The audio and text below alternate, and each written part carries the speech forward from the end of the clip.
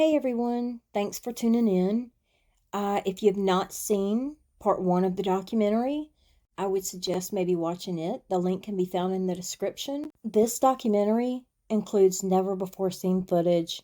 It includes interviews with Natalie's mother, Elaine, a friend of Natalie's, and also someone who helped search for Natalie when she went missing.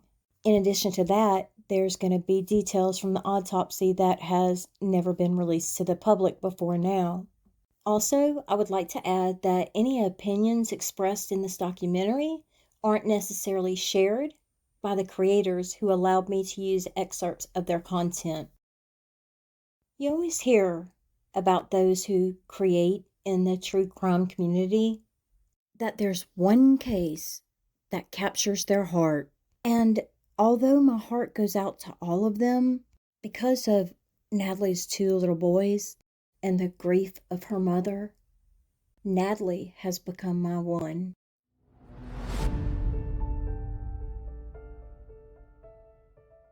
Natalie Pearl Jones was a 27-year-old mother of two young boys who went missing along with her hot pink car in the early morning hours of July 5th, 2020.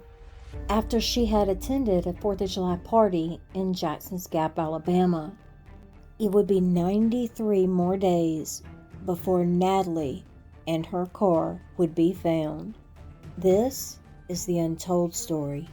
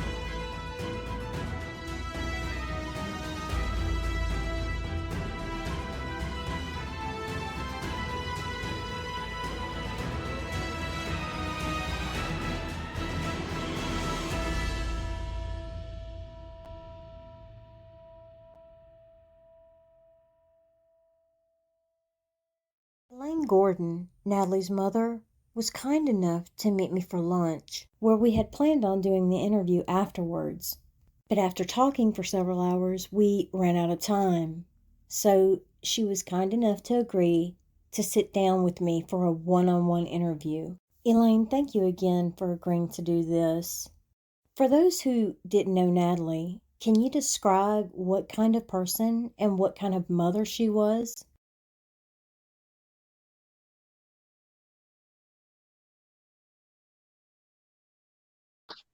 Natalie was a great person. She was loved by everybody. She would do anything for anybody. She had a heart of gold. She never seen wrong in nobody. She'd always find the good, no matter what, in the person. And she was an awesome mother. Her boys loved her dearly, and she loved them dearly. She was always doing things for her boys, vacations, roller skating, movies, park, just always being busy with them. I think her Facebook was indicative of that. One thing stood out to me throughout all of the research. I could tell that she enjoyed being a mother and loved spending time with her boys. Yes, ma'am. It was always me and her boys. We was the only family that she had. She had no family on her dad's side. They had nothing to do with her. Nothing. And how are her two little boys doing now? The little boy, he's still like just lost. I mean, we went to her graveside on Mother's Day to take her flowers, and he knows she loves seashells. So he was placing seashells all on the top of her grave. And when we got back in the car, he said, Can my mommy come see me just one more time, Mama? I mean, he always talks about his mom. More understands, but he misses his mom dearly. Um, he does not understand how someone can harm his mother. That's really heartbreaking to hear, and I can't imagine. Natalie had custody of her boys up until she relinquished them for a short period of time while she moved, found a job, established a home, and got settled. Is that right? That's correct. She moved to Gulf Shores, Alabama. She left her boys here for 1 week, and then she came back to go in there and get her apartment fixed. Lights on and everything like that. And then she come back and she got her boys. And if we wanted to see her boys, if she wasn't coming up that weekend, then we would have to drive to meet her to pick up the boys. At one point, Natalie was in a relationship with Jonathan Lawrence that ended in December of 2019. Can you talk a little bit about things that Natalie shared with you that she alleged Jonathan did, and how Natalie said that he treated her? Yes, ma'am, that was a very bad relationship. He held her hostage in the bathroom. She kicked a hole in the wall. He tied her to a chair in the garage. He's locked her in the garage. There's a lot I don't know because Nellie never told me, because she knows how I am, and she kept a lot of things from me. I think that rings true for most mother and daughter relationships, especially around the age that Natalie was and all that she was going through. It seemed that she didn't want others to worry about her. So I could see her not telling Even you. if something was bothering her, she would still have that beautiful smile on her face. Yeah, she did have a beautiful smile. Now, let's talk about the threatening messages that Natalie received leading up to her disappearance. And did she ever tell you who these threatening messages were from? I know both of them guys, and Jonathan Lawrence. So were they threatening on the same subject? Oh, no, no, no, no. One of them was from the child, and one of them was from the drugs with Jonathan Lawrence. When Natalie was living with Jonathan, but before she moved to Alabama, she was on the verge of leaving when she found this taped underneath her desk. And Natalie told Elaine she didn't put it there herself. Now, I'm not a professional, but in my opinion, that looks like something that you would plug into a playback device or to record something. But if it was a homemade speaker box, why then would it be concealed underneath her desk? Could it be a voice activated recorder? I don't know. But keep in mind, he was an honors student in high school, and he had pursued a bachelor's in computer engineering, where, from my understanding, he completed 2 of the 4-year requirement. Any issues with her other son's father? We never had no trouble out of his dad. So it's true then she had a good co-parenting relationship with one of her son's fathers? Yes, ma'am, they And did. just to bring everyone up to speed, before going to Alabama for July 4th, she picked up her sister's kids and spent the day with them getting their nails done. And she dropped them off at her sister's friend's house before heading out. Let's just take a look at the interview her sister did with April Ross from BTV. We're talking with Natalie Jones' family. Natalie's sister Tabitha. So Tabitha, when you saw Natalie, what was your conversation with Natalie? Actually, I was heading to work and she was coming to get my 2 kids, and she had spent the whole day with them. While I was at work, she took my daughter to get her nails done, and then she had dropped them off. They were with her all day, and then she dropped them off that night around 5:30 at a friend of mine's house, and I didn't get off work until about 7. Till about 7. Did you talk to her then? No, I didn't talk to her. anymore. After that. That's the last time I talked to her, was at 5:30 when she had dropped the kids off. She went to the lake house with a friend of ours. She stayed there. And where is that lake house? Is it in It's Hogan's? in Jackson's Gap, Alabama. Okay, so she went to a lake house with a friend. She drove separately from the friend, or? Yeah, she left my house, went to the lake house. She stayed there, ate dinner, and hung out on the boat with him and his family. And then she left there around 10:30, heading back home, and that was the last time anybody seen her talk to her. Okay, so 10:30, she headed back home.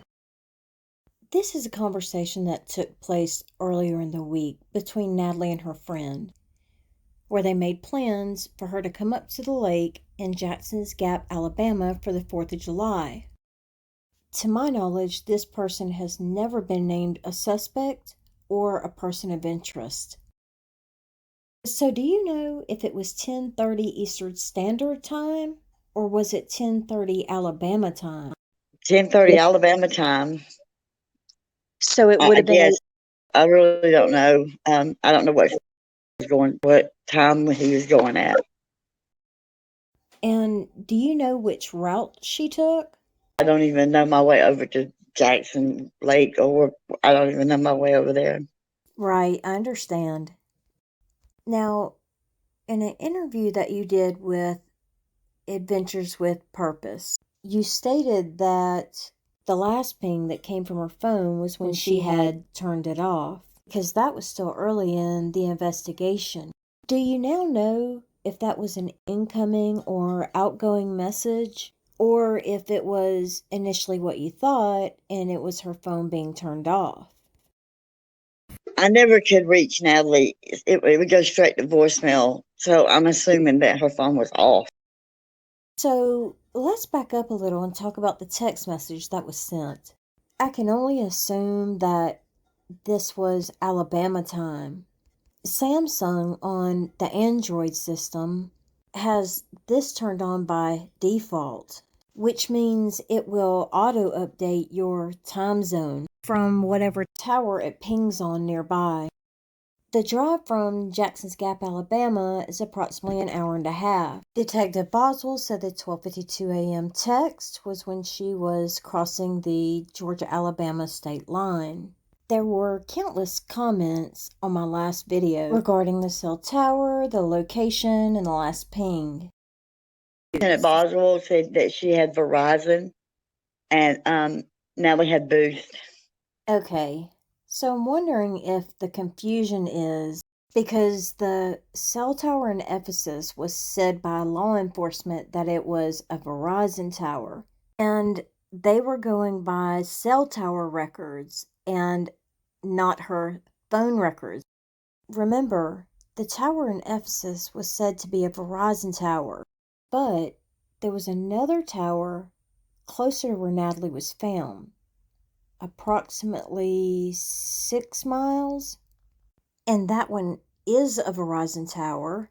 And if you recall from the last documentary, Detective Boswell stated that her phone pinged 4.22 miles southeast from a tower in Ephesus. Now, according to Elaine, law enforcement never retrieved Natalie's phone, and back in March, Christy, Natalie's friend, had contacted Detective Boswell regarding Natalie's phone, and she asked him if he could confirm that the last ping was around 5 a.m., and they refer to it here as the goodbye ping. And he responded by saying that there was no, quote, goodbye ping, unquote. And he went on to say that a ping is an active signal sent from the service provider to determine if the cell phone can be located, and if located, a general direction and distance from the tower or towers is provided. That the triangulation of a few towers and the RTT round trip time data showed Natalie's phone at the location where she was found. In every news article and news story that was written about Natalie Jones, the authorities were quoted as saying that her cell phone accessed a Verizon cell tower located southeast of Ephesus in the early morning hours of July 5th, 2020. But that's not where Natalie was found.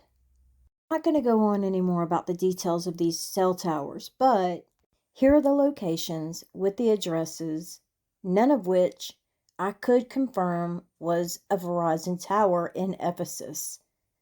The most important reason that I was concerned about this is because these cell tower locations, they give you addresses, and they had the helicopters in the area, but they didn't search the entire county.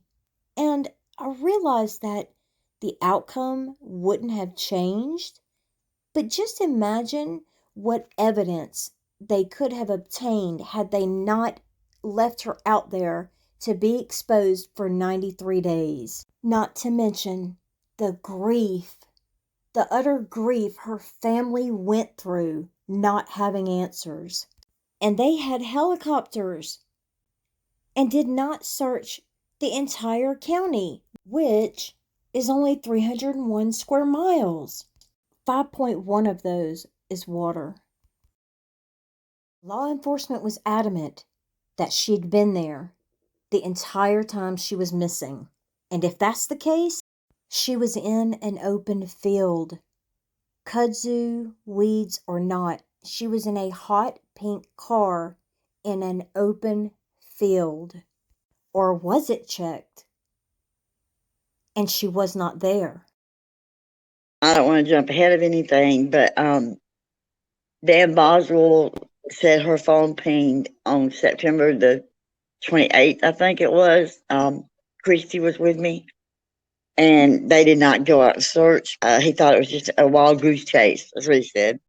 I hardly think of your daughter, the mother of 2 young boys, who went missing, as a wild goose chase. That's what he said. So then, was it a rumor or from her actual... No, it was her phone. Her phone pinged. Natalie went missing July 5th. She wasn't found until October 6th. He gets notification that her cell phone pinged in September, yet he did not go and investigate it because he felt it was a wild goose chase. Yet, when Natalie went missing, he told the press that by 4:40 a.m. her cell phone was no longer communicating with any cell towers, but that if it did, he would receive an email from Verizon with the location. Would you say it's out of character for Natalie to drive to a field in the middle of nowhere by herself at night? That is very out of character. Somebody had to tell her to come there because she wasn't just the type just to go, to places like that by herself. I shared part of my drive out there with you guys on my last video. And as you can see for yourselves, there aren't any street lights. It is dark and desolate. So we know Natalie left Jackson's Gap, Alabama at 10:30 p.m. At 12:52 a.m., she sent a message to her friend saying, "I made it, thanks." But instead of going home, which is where the yellow dot is located, she drove a couple miles away from there to a place called Double Bridges. Now, this is also another desolate area with no street lights. It was said that Detective Boswell said that she pulled over and made a 4.5-minute phone call to someone in Virginia, but she was there a total of 25 minutes on this dark, desolate road. One can only assume she was waiting on someone. Or was she attacked on this road? It was also said that she was using a messaging app to message people on social media. They did not tell Elaine who Natalie had spoken to for that 4.5 minutes. When she left there 25 minutes later, her car did not travel in the direction of her home. Her mother said she never pulled into their driveway. This would have been the most obvious route, that her car would have gone in the direction she was found. This map has been enlarged, so These are an approximation, so you could get a better idea of her travel timeline. This is an accurate map of locations in Heard County. Elaine, how many times would you say you and your family drove down that road specifically in search of your daughter Natalie? Every day. We even turned up the Welcome Road that comes off of 100. And my sister-in-law Jones, she has walked that area. Adventures with Purpose had rolled into town the day prior to help in the search for Natalie. The neighbor had stated that they didn't see the car there earlier that morning. And guys, keep in mind, even though I don't live in their town, we all live surrounded by beautiful farms and their farmland. So yeah, some might say that we're a little more observant than the next person. Because if there's something parked across the street from us, you can bank that we're going to be the first ones to know about it. And though I didn't speak with the neighbor, you have to keep in mind that we're not just talking for a day. We're talking about 93 days. Confirm that we have Natalie, we have the pink car. In addition to that, it has also been confirmed that this car was not here this morning. Did the neighbor actually say that they didn't see her car there? Yes, ma'am. I'm sorry, the car the was day not there before. that morning. Lieutenant Boswell wasn't happy about what was being said on social media, and he claimed that this was just a rumor. They weren't reporting it as fact, they were reporting on what they had been told at the moment. And now you've all heard it for yourselves that the neighbor told Elaine they did not see that car there. So, Elaine, what did law enforcement initially say had happened? A drug overdose. They told me she was a runaway, that she didn't want to be with me or her boys anymore. Then they said that it was a drug overdose. So before they had even investigated, they automatically assumed that she had run away from her boys, she had run away from you, she had run away from her life and overdosed somewhere. And let me just say that when you say something like that to a grieving mother, that she wanted to take a break and she left her life, you're essentially saying to her that Natalie left because she didn't want them in her life. There's something called perception of interpretation. And it is my opinion that Elaine believed that's exactly what law enforcement said to her. So before she was found and an autopsy performed, they just assumed. They assumed that the whole time. Wow. So no support. And everything that I said, it went through like the wind. But everything her sister said, he listened to them. That is really disappointing to learn that they would make a victim's mother and family feel that way. I'm sure that hurt your feelings. Yes, ma'am. And there was little to no communication between the sheriff's office and yourself and the lead detective, Lieutenant Boswell, and you. Is that correct? None. He never called me. There was no communication at all. I honestly cannot imagine trying to process the death of my child, the aftermath that followed, and then to be treated that way. And without any support from them whatsoever. At what point did it turn into a missing persons case versus a runaway case? Like 2 weeks later. So then, did law enforcement even bother to come to your house? Or did they call you? They did come to my house. I don't know who they was. It was like 2 officers. I know countless people on social media have asked the same question I've wondered. Do you know why they transported Natalie to the GBI and sent her car to Heard County for processing when they were treating it like a crime scene, quote unquote? And Boswell removed my baby from the car and told He told the ambulance people that he wanted them to take her instead of a coroner. And then her car was very clean, like he had not been sitting there for that long. You can recall from part 1 of the documentary on Natalie Jones, you'll remember Sheriff Henry describing the condition of her car and the location in which it was found. I've included a little bit of footage from that last video so that we can compare details to what we knew early on in the investigation to what we know now.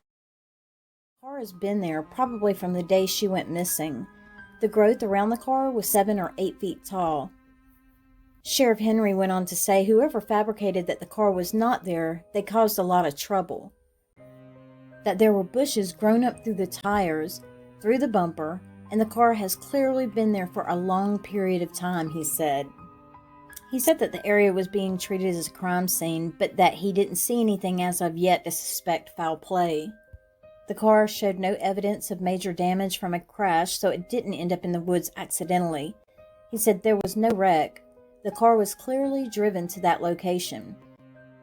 There's an old wooded path that leads to a small field. The area likely wasn't grown up in July as it is now after a hot, wet summer. He said there was heavy, dense cover, including kudzu, around the car, and the car couldn't have been seen from the road. It was discovered when the landowner had hired someone to do some bush hogging on the land. Said he made a few swipes and then saw the top of Natalie's car. It was also said that there was a lot of partying going on out there, and the landowners were putting up cameras to put a stop to that. But my question is, if there was partying going on, even if someone wouldn't have seen her car recently, if the kudzu had grown up, wouldn't they have seen her car back in July, August, September? So my question to you, Elaine, would be, was her car as clean as it appeared to be in the images and footage, considering you were there? Yes, ma'am. It was very clean. And then later on, I guess they have a car wash down there at the jail. And her car had just looked like it had just been washed. I spoke with Joan, Elaine's sister-in-law, who said when she spoke to Detective Boswell, he said that Natalie's gear shift was found in the park position, the keys were in the ignition, and she had between 1/2 and 1/4 tank of gas. Also, she did not have her seatbelt on. Her windows were up, her doors were locked, but her trunk was popped open. I did confirm with Joan that she was told the trunk was popped open approximately 2 inches. The detective also said that there was a Ziploc bag with methamphetamine inside of it, and I'll explain more on the autopsy.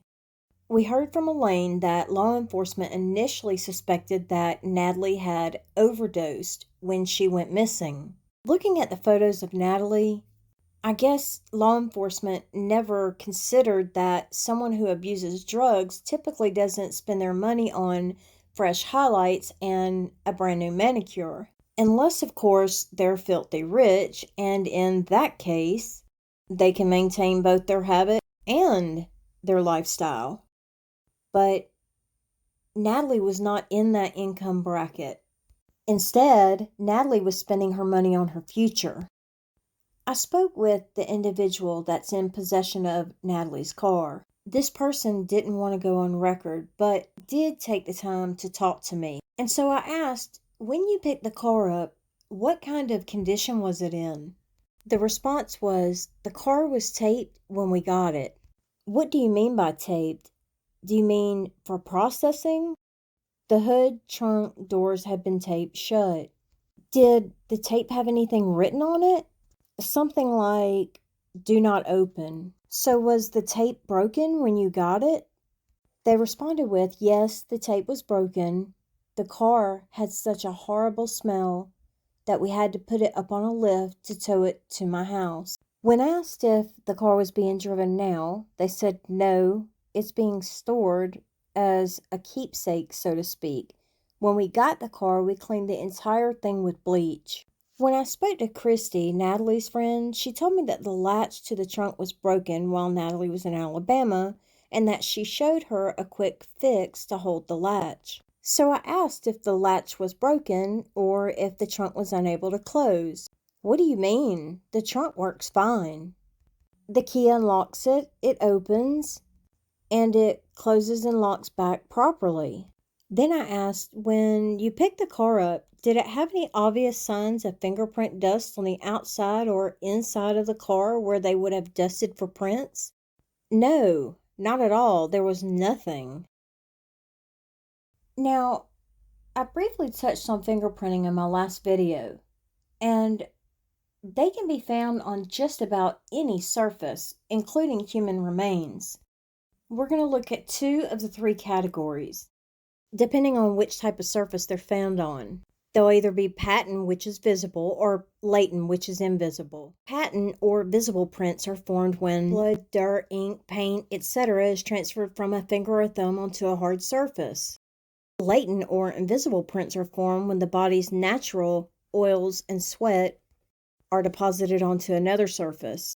Because those are the ones that aren't seen with the naked eye, those are the ones that usually require fingerprint powders, chemical reagents, or alternative light sources. Patent prints are collected using various methods, but also photography, and these are photographed with high resolution, with a forensic measurement scale in the picture for reference. The most common method for discovering latent prints is by dusting them. This is usually done with powder or black granular aluminum flake, or even black magnetic powder. Then it's lifted from the surface with clear adhesive tape. Like in this photo that I shared of a friend of mine who had been burglarized, and they performed this procedure on the outdoor camera. Areas are often examined with a light source, or they apply cyanacrylate, which is also known as superglue, before using those powders, which is why fingerprint dusting is so hard to remove. Light sources that are often used nowadays are LED or laser devices. They emit a particular spectrum or wave of light. Some have filters that can photograph a variety of spectras, or they add dyes, powders, or stains. On paper products, there's a special technique that's used to capture prints from skin, clothing, or other difficult surfaces, and are often processed with chemicals, which is the ninhydrin that I talked about last time, turns your prints purple. Regardless of what method is used, most agencies are now requiring examiners to have a 4-year degree in science, which helps to minimize mistakes and wrongful convictions. Whatever the method they chose, the person that I spoke to said there were no visible signs of fingerprint dusting on the outside or inside of Natalie's car.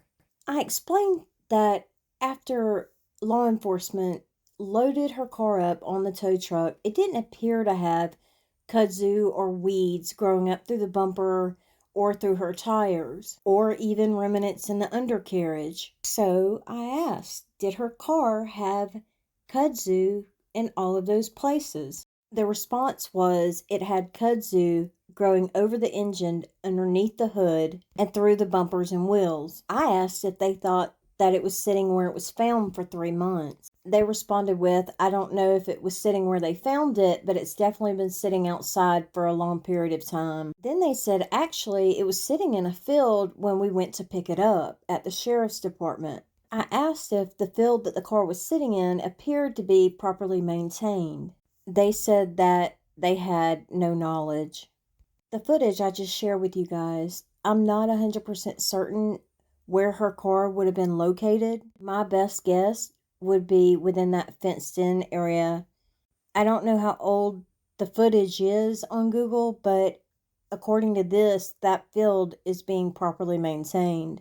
The last thing I wanted was to come across disrespectful, but in order to have our questions answered, sometimes we have to ask those difficult questions. So I asked, did her car appear to have had decomposing human remains in it?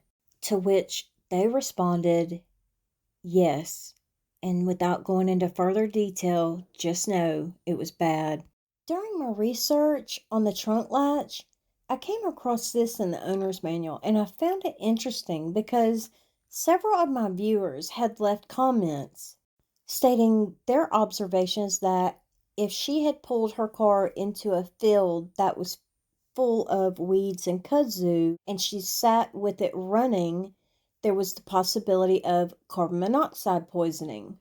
I'm not suggesting that's what happened. I just found it interesting. I mean, it says right there it can be dangerous to drive with your trunk lid open. I don't know if that applies to someone sitting with their car running and their windows being rolled up with their trunk lid open. So just a side note for y'all. Now, let's take a look at their crime scene forensics. There it is. That is the first official scene and sighting. That footage is Adventures with Purpose, who are recovery divers that rolled onto the scene to help with the search for Natalie the day before. They're a great group of guys who volunteer their time helping to solve cold cases. They've actually been responsible for solving 8 missing person cases in the past 16 months. He was kind enough to give me permission to use some of their footage to help bring Natalie's story to life. But what I'm getting at is, on a crime scene, law enforcement has a responsibility to preserve the integrity of the actual scene. And I found it odd when Elaine was telling us that Natalie had been transported by the ambulance instead of the coroner. And of course, I was curious as to what the protocol was for something like that. So I went to the GBI's website, and it said the coroner having jurisdiction in the death is responsible for the transportation of the remains to and from the medical examiner's morgue facility. Requests for examinations are received 24 hours a day, 7 days a week by the headquarters. Cases are accepted for examination or transported to the respective laboratory by transport services provided by the county where the death occurred, or where human remains are found. Now, why Heard County Sheriff's Office decided to have Natalie transported via ambulance versus the medical examiner, I'm not sure unless it's just their protocol. Now, Sheriff Henry was quoted as saying that the area is being treated as a crime scene. However, we don't see anything as of yet to suspect foul play. But before we take a look at the investigation that was being performed on her car, let's back up just a little bit. Here you can see one officer on this end helping to control traffic and onlookers, and an officer at the opposite end. I don't claim to be a law enforcement official, but I've slowed their footage down. Doesn't a crime scene start at the beginning of a crime? And wouldn't that be where her car was driven onto the actual property before then going into the field? Not to mention the covering of tracks, but there's a lot of officers and people just standing around everywhere, and no one being in personal protective equipment. You know, the white suits, goggles, and the footies that go over your shoes, and sterile gloves. Am I missing something here? Because according to gbi.georgia.gov, each of their investigative division's 15 regional offices are staffed with 15 full-time crime scene specialists. And I'd be willing to bet that they use personal protective equipment when they go out and process a crime scene or a potential crime scene, because they did say they were treating it as a potential crime scene. Because personal protective equipment doesn't look like that. Nothing covering their hair or their clothing, and non-sterile gloves on their hands. This is the field that Natalie allegedly drove out to in the middle of nowhere. Just vast farmland out here by herself in the middle of the night during a penumbral eclipse that makes it 30% darker than it already is. And out here in the country, there are no street lights. It would have been pitch black. Everyone has their own opinions as to how Natalie would have gotten out there and whether her car was out there for that period of time or not. You can see for yourself, though, that the grass underneath Natalie's car was dead. So my question is not only how did she get there, but why? Elaine, do you know if they ever actually recovered her phone that she was using the day she disappeared? They said they didn't. There was a few things that was missing from her car. She wore white Costa sunglasses all the time, and her phone wasn't in there. She had a Apple Watch. It wasn't in there. In the selfie that Natalie took on July 4th, you can clearly see the sunglasses on her head. Whether they were Costas or not, why weren't her sunglasses found in her car? When Natalie initially went missing, there were reports that she was bipolar and not on any medication. Was she bipolar? Yes, she was bipolar. In the months leading up to her disappearance, did she appear depressed to you?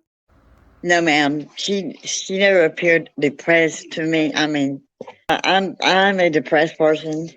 I can just start crying or whatever. But no, Nellie didn't appear to be a depressed person. Nellie had done got her land. She was to start the school in August. I mean, she's then got enrolled in college, and she had all that prepared. But she was making a way for her and her boys. That's all she thought about was her and her boys. Yeah, she was a real go-getter, wasn't she? She didn't just apply for 2 different colleges, but got accepted by both of them as well. Let's hear what Jennifer has to say. She is one of the admins for the Facebook group Natalie Jones, Her Story Is Not Over, who, after following Natalie's story from the beginning, she later became one of Natalie and Elaine's biggest supporters. And she had the privilege of viewing Natalie's personal journals. What I think is important for people to understand about Natalie, having been privy enough to see her journals, to see all of the mounds of evidence that she herself has made in video form and on Facebook posts and comments and gestures, and what people that knew her have said about her, is that Natalie was not a down person. She went through unspeakable things as a child and even as an adult, and she coped with those things as best she could. Natalie was not perfect, nor are any of us, but Natalie was not a down person. Natalie was a person that got knocked down in life, and she had such incredible ambition that she got right back up every time that she got knocked down. Many people have speculated that Natalie, referring to God's plan and other things on social media, was referencing her. She was ready to give up, basically. I call BS on that.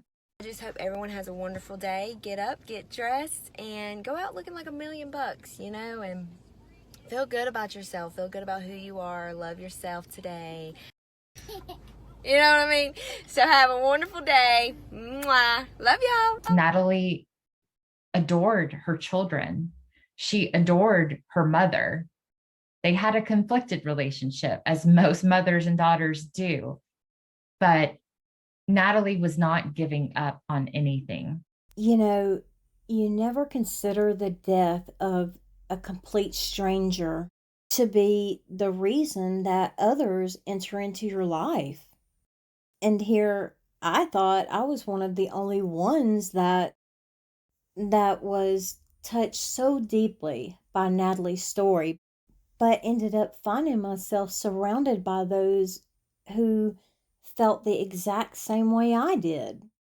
It's that aha moment when you realize that you were all brought together for a greater purpose. And with that in mind, I asked Jennifer because I was curious how she, Lori, Christy, and Kayla all came together.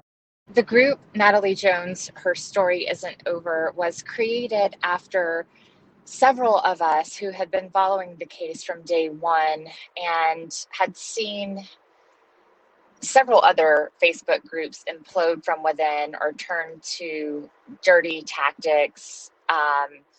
We just wanted to take the high road with this group, and we knew that Elaine, which is Natalie's mother, needed to be heard and for her voice to get out there and her side of the story to get out there.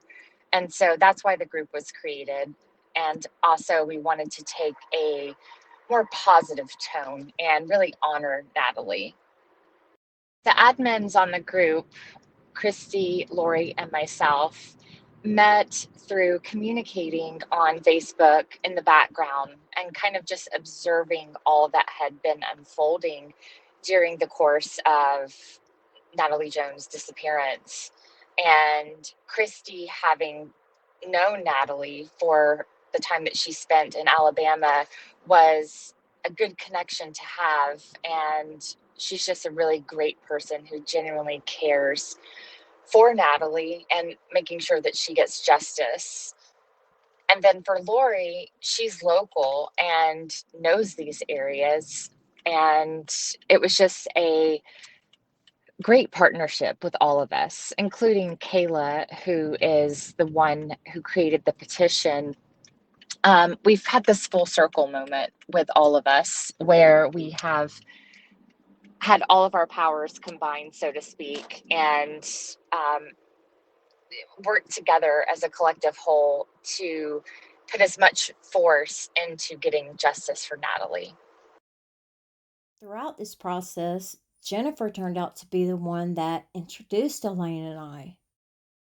And now, collectively, as a group, we are working together to help bring awareness to Natalie's case and also justice, not just for Natalie, but her boys, her mother, and those that knew and loved Natalie.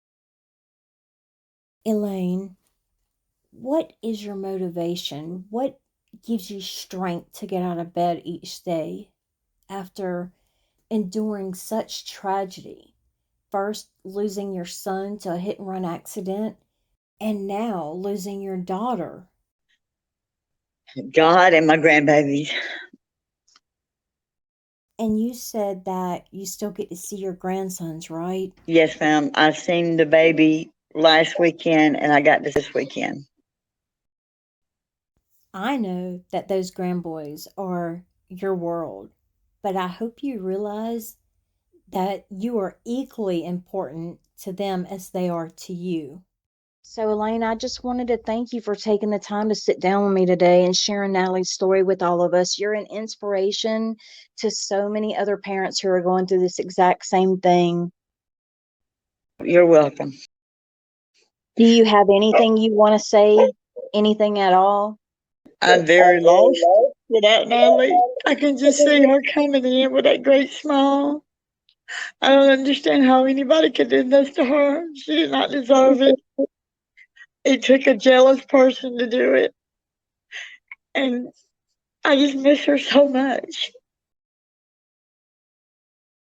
Well, you're certainly in our thoughts and prayers. And if we can continue to strive towards getting answers and justice for Natalie, we're going to keep trying. Yes, ma'am. It's a blessing from God that I do have people backing me because I'm not in my right state of mind. I mean, I can't hardly think no more. I just want to sleep a lot, you know. And God has really blessed me with y'all. It's been my privilege to get to work with you, Elaine, and Joan, your sister-in-law, with Jennifer, Lori, and Christy from the Facebook group Natalie Jones, Her Story Is Not Over, and Kayla, who came together to help me bring Natalie's story to life. Next, you'll meet Christy. She was a friend of Natalie's and is a friend of Elaine's, and also admin to Facebook group Natalie Jones, Her Story Is Not Over. Let's start off with you telling everyone how you came to know Natalie. So I had a friend that was a firefighter while I was a firefighter, and he had a duplex.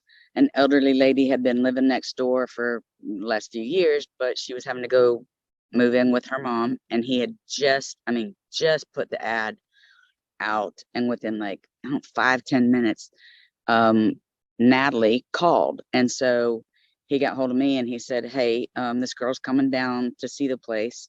Would you be willing to run a background check on her?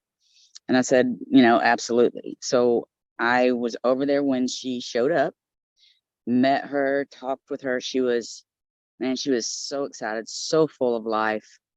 First time out on her own. She wanted a place that she could have her boys, and they would have a yard. She loved the beach, and it was a whole new world had opened up for her.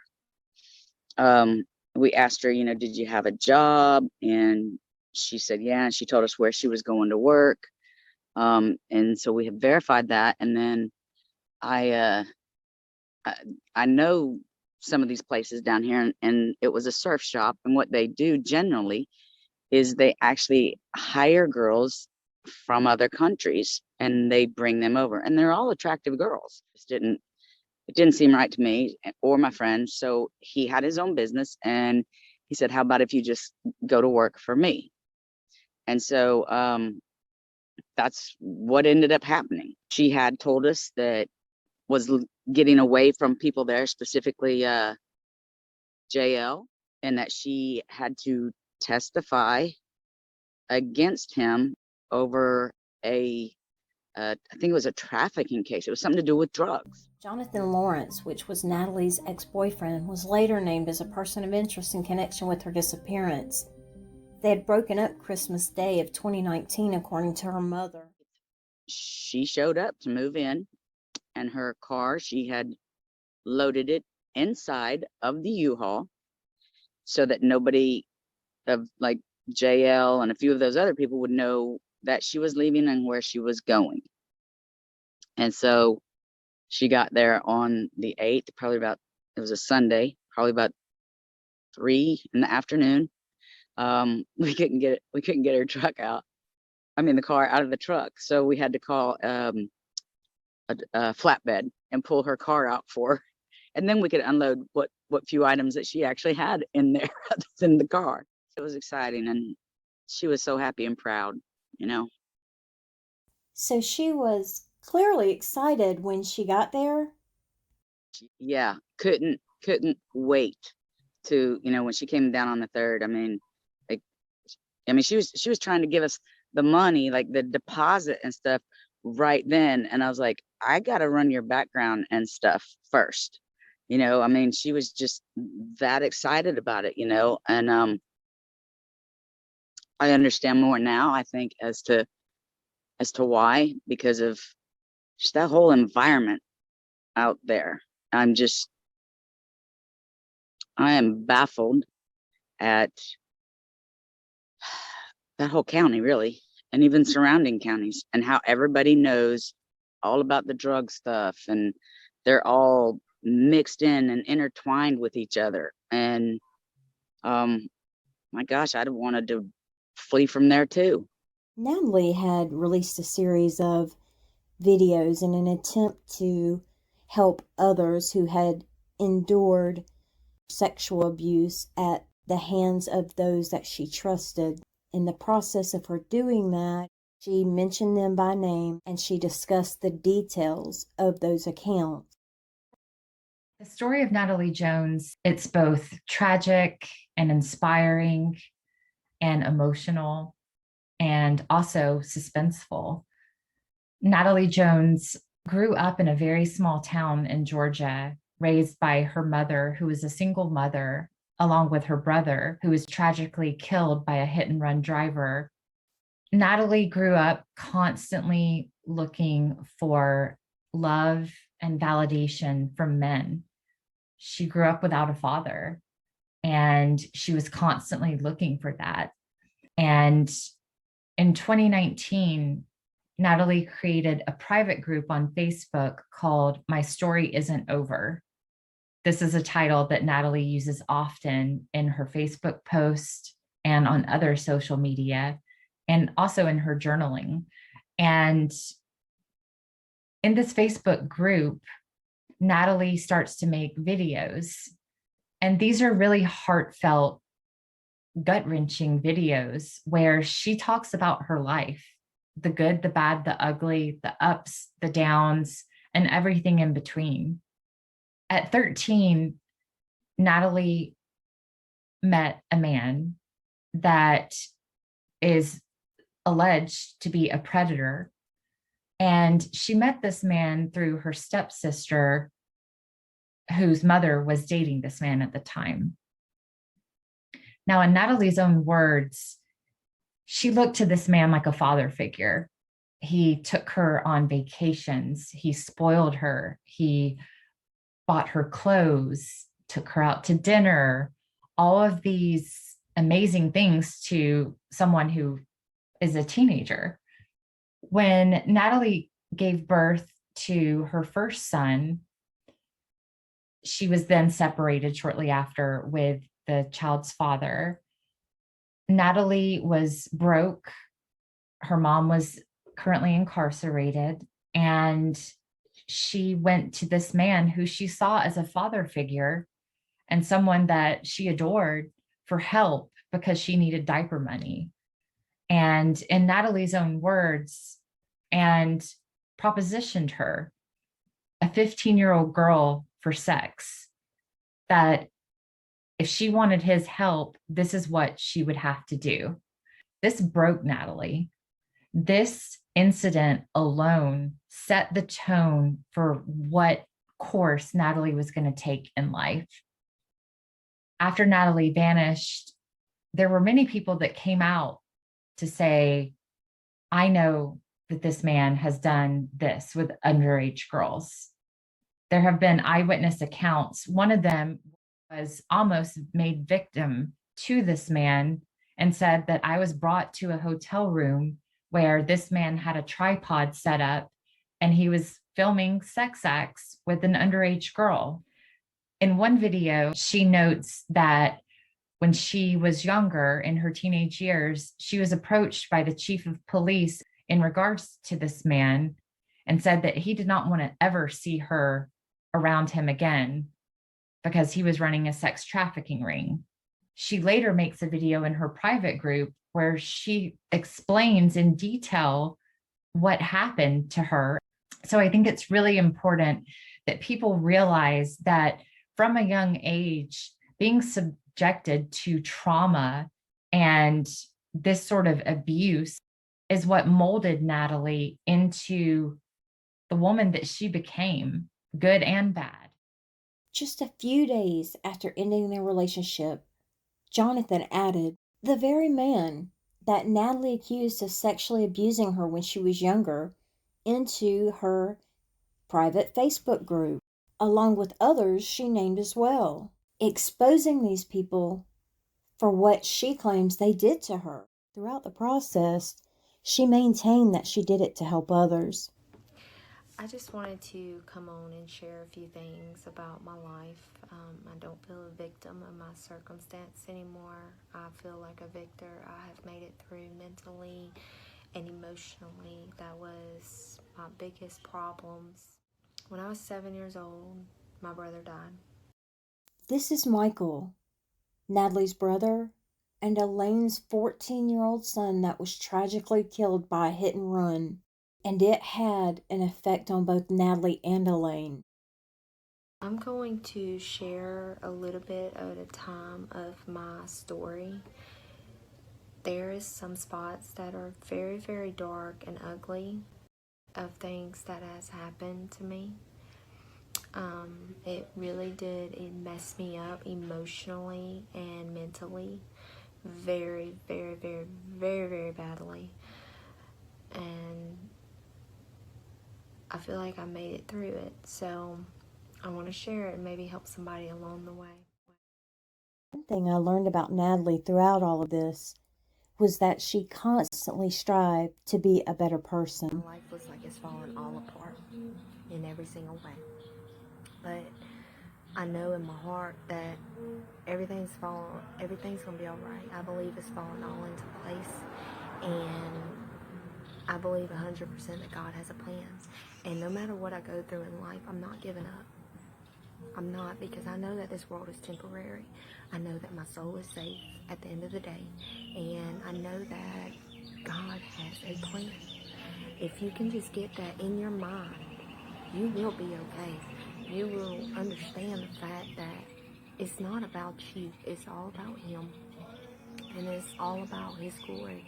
If you would just trust Him, He will bring all your ashes that you have made and make them beauty. I know that it's going to take time. I have a lot more of growing to do. I will grow for the rest of my life, but I'm not the same person I used to be by any means. I have changed so much, and I'm very grateful for it. She was trying. She was trying to better herself.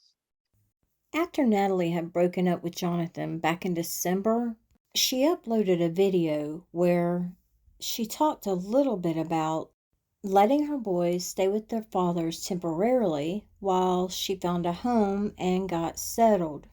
It was said that she had a good co-parenting relationship with one of the boys' fathers. Would you say that Natalie was optimistic about the future and regaining full primary custody, and a little bit about the tumultuous custody battle? She went and filed in the courts there in Baldwin County. She filed immediately. I want to say it was she was supposed to be in court in April, I believe. She filed to get custody, and I would be around when she'd call to talk to her boys, or trying to make arrangements so that she could get them and bring them, for a week or this or that. And he would have her in tears. I mean, he was just, there's times when she would call just to talk on the phone to him. She wanted to hear like every day from him, and he wouldn't let her talk to him. I have been confused. I have felt so many emotions about this. But when I look past my emotions and I look forward to my future, I just see it as one door closing. I'm still too young to think my life is over, or I've ruined God's plan for my life. Because I don't care if you're 50, you cannot ruin God's plan for your life. And I really believe in my heart that if me and Eric were supposed to make it forever, we would have. I have cried so many tears on the altar and in my prayers for my marriage to be fixed, for my mind, my heart to be changed, for his mind, his heart to be changed, that things would happen and our marriage would be reconciled. But today it was final, and we have been to court 10 times. So I'm going to move on with my life. I mean, I'm not the perfect person by no means, but I do have both of my kids. And I raised both of my kids, and I'm not leaving neither one of my kids. So, can you talk a little bit about how Natalie was as a mother? If the fathers ever met her with the boys, or if she was the one that always drove to pick them up, and how often she went and got them? So she had the youngest one with her. Like she, after she moved down, she went and got him, and he was down here for a few days, and then he'd have to go back. But then there was a point where the older one was like spring break, I think is what it was. There was some reason he was going to be out for a week, and so she was able to bring both of them down that week. I sat there watching movies with them one evening. So there was that time. There was, like I said, I mean, she was the one driving. It's not like that their dads, either of the dads, brought them down here. It was her having to go back and get them and then come back. So I mean, that tells you her level of dedication to him. If he said on any given day, hey, you can come get, whichever one, she would go and do it because she loved them that much. Tell everyone about how Natalie was a bit of a craftsman and how she danced to the beat of her own drum, so to speak. For the landlord, uh, he had a handyman service, but he had all this wood, and of course, COVID had hit and stuff, so everything was slowing down. But here's all this wood, and she wanted a she shed. And I have to say, I do admire her for at least trying, but she didn't like measure the pieces of wood. She just started digging holes, and so you'd have one thing that would be like, I don't know, 8 feet tall, and then you'd have another one that would be like 12 feet tall, and then you had these small boards that didn't fit right. But she was determined to have her she shed. And I have to say, I do admire her for at least trying. That wasn't working out or looking so good. So then she actually went and bought a shed, and she was trying to put it together. And she was going to have a welding business out of this shed. And she was this free spirit. She was one that she's going to do it her way.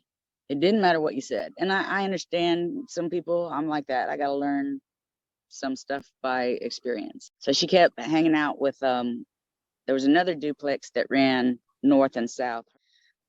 And these people would throw parties and stuff. And I don't mean like get crazy wild, but we live in a small, quiet, I mean, it's kind of more country, but it's still city too. We got beaches are 20 minutes from us. So she never met a stranger. She was over at these people's house, and the police had showed up. And in all fairness, it's not that Natalie did anything wrong. It was the other people that lived there. And the officer said, hey, turn the music down, kind of gave him a warning, left. And I don't know, 30 minutes later, not only was that officer back, but another officer was back. And this time it wasn't going as kindly because they'd already been warned once. And so that was just kind of it, because she had been told when she came there that there's no, we don't want the police called. There's no crazy wild parties, which there wasn't at her place. It was next door, but she still went over there. And so basically the landlord was like, I can't continue doing this. I say no about something because he had said no on the she shed that she started with all his wood. She was going to do stuff her way. She didn't have much patience to wait. If she'd asked about doing something and you said, yeah, I'll help you with it, she meant she wanted to do it right then. And so after a couple of days, she just would start doing whatever it was she wanted to do. And so that's kind of what it was. Just that was the straw that broke the camel's back for the landlord. If I had it all to do over again, knowing what I know now, I would have moved her and her kids in with me. I will never forget one of the last things that I said to her, and it kind of haunts me, because I told her, I said, Natalie, at the rate you're going, you're not going to live to be my age. And I turned around and said, heck, the rate you're going, you won't be around to see 30.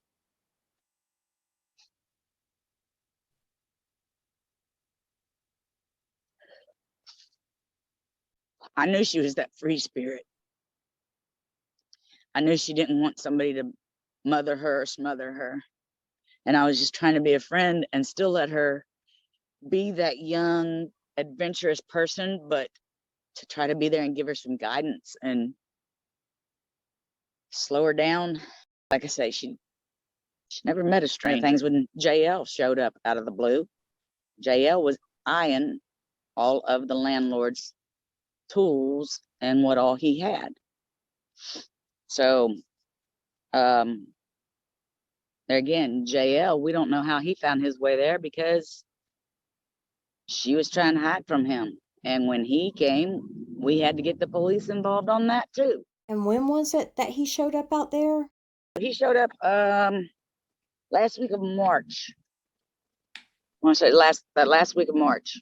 I have to go back and look on my calendar for sure, but I'm sure that last week of March. And of course, next thing you know, too, then his wallet goes missing. Like, I mean, he created a scene. He actually bit Natalie that night. And like I say, police were called. Natalie wasn't gonna press charges. So I mean, our hands were kind of tied as to what we could do. Did Natalie say she invited him out there? She swore she never gave him that address. And didn't he make a comment to you? A comment that Natalie shared with you about him killing someone? Oh, yes. So he and the landlord got into it. When Natalie came down on March 3rd, she told us one of the reasons that she was also fleeing was because he had killed somebody before. She didn't say she saw it or anything like that. That's just what he had said to her.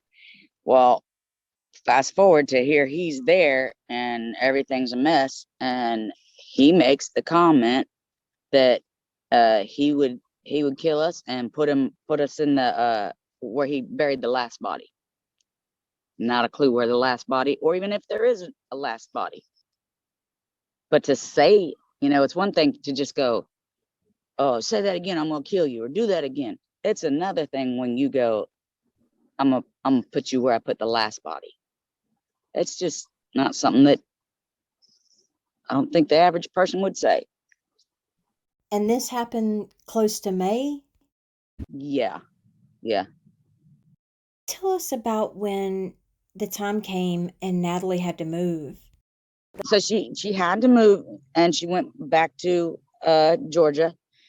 She would just randomly drop in town. Like, we didn't, she would just, and it wasn't like, okay, I'm just going to the beach. Like, she would come by, stop in and say, hey, how y'all?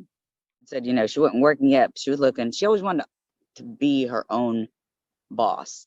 And I think, and it's just an opinion here, I think part of that is because she didn't want people to control her. She wanted to be in control of at least that part of her life, because I think everything else seems so out of control.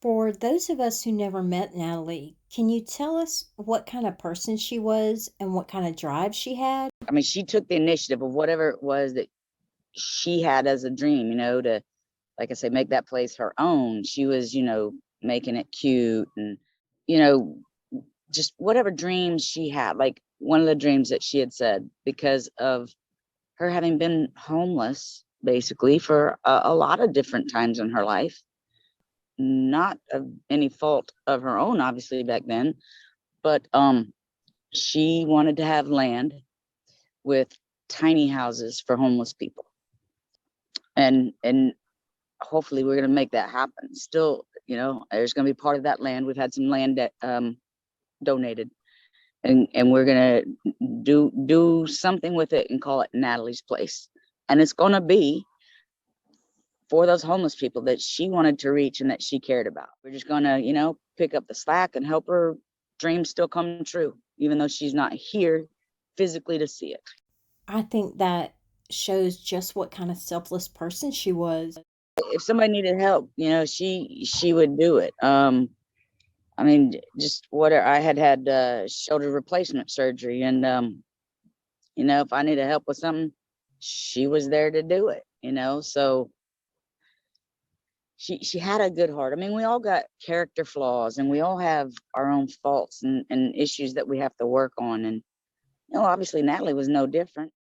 But her faith in God, no matter what was going on, she truly believed, God had a plan. I hope everybody's having a great day, and I want you to know that God loves you and He has a plan, no matter how hard it's been or what choices you have made or whatever the deal may be right now in this present moment. There is nothing you can do to get too far away from God's plan. So just keep on going and do the best you can. Build yourself up today somewhere in some area. And if you ever need to just talk about anything, I mean, you can call me. I mean, I'll put it's an offer, you know, so bye y'all. He loved her. She knew her value in him. She knew she was saved. Um, I think that, you know, with all of us in our faith, we have different areas where maybe we believe it's easier for us to grasp one part of our faith than it is for us to grab other parts of our faith. And you know, she did wholeheartedly believe in God and promoted God, and yet obviously there were things in her personal life that she was doing, for lack of a better word, for work. What she's referring to is probably like most of us who have private parts of our lives that we don't make public for a reason. Natalie was making a living being a cam girl. And for those of you who don't know what that is, it's a private online room where your supporters can privately chat with you. This wasn't a career for her. This was a way for her to make a lot of money very quickly, to pay for her land, to pay for her school, and to build a place that she and her boys could call home. But in the process, it exposed her to nefarious people. Like I say, everybody has their struggles, and I think, you know, that was a quick way to get money, and then she'd have money for a little bit. With that being said, what's your opinion on the people she surrounded herself with and how they reacted when she went missing? From the beginning, I have questioned why in the world her. It's, you know, picture it's a holiday weekend, and first thing in the morning, reporting her missing made absolutely no sense whatsoever to me. Why? How is she missing? It's 7 in the morning. It's a holiday weekend. She's been at the lake the day before. She'd be sleeping in, wouldn't she? Because I sure as heck would have. That was as a first red flag. How do you feel the investigation is being handled? It is my opinion, as former law enforcement, that this case was messed up from the very beginning. The way that Heard County has handled this, it is a sad, pathetic joke. Even the people of the county think this is a completely corrupt department. And so I'm like, why is nobody investigating this department? Because now I'm hearing of other things that this department has done wrong. I questioned him about why he was not dealing with Elaine, Natalie's mom, and instead dealing with the sister. And he's like, well, there's no protocol. Well, maybe there needs to be a protocol. Let's stop and look at her life. She has now buried 2 children. I mean, this lead investigator, when I walk in, he doesn't even introduce himself to me. He wouldn't even sit down in a chair, stayed standing up and trying to tower over Elaine and I. I mean, you look at the pictures for the lead investigator to say that he removed her body. Really? You carried her out the car? And then he sat there and he's like, she was only 40 pounds. And there was a comment made about her hair, right? Oh, yeah. In the middle of talking about how he removed her body and all this, and he goes, I have her hair. And Elaine goes, what? And he goes, I have her hair. So I interrupted, and I said, Elaine, most people don't realize this. The hair keeps growing, you know, and technically it's a question of, is the hair really growing, or, and same way with fingernails, or is it what they call shrinkage? You know, instead of explaining, sitting down, talking to her like a human being, because no matter how aggravated that you are with her or anybody else, you took an oath to protect and serve. Part of serving is helping somebody through things like this. And so he needed to handle her with kid gloves, sit down and explain the process. Okay, we can have her hair and then we can send it off and have it tested.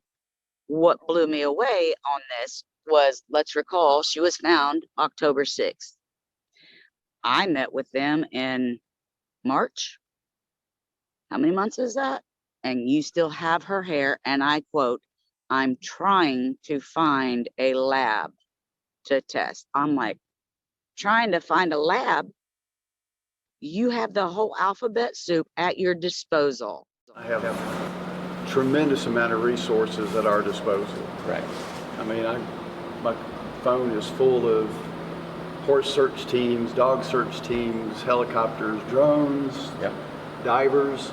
You know, if we knew where to really do the search. Yeah. And of course, from our side, you have to also understand we ran into those that do have the resources, and then we come in 15 minutes later. So yeah, so I really appreciate you guys welcoming us into your community, and we don't have any barriers like we have in some other communities. And well, like I said, as long as the property owners and landowners don't have a problem with you going on their property and doing what you do, yep, we can't say anything about it. Perfect. We'll keep everything on the up and up for what we do, and we really appreciate your Just time. be respectful to the people that are in this community. 100%. A lot of these folks, we're all looking for Natalie.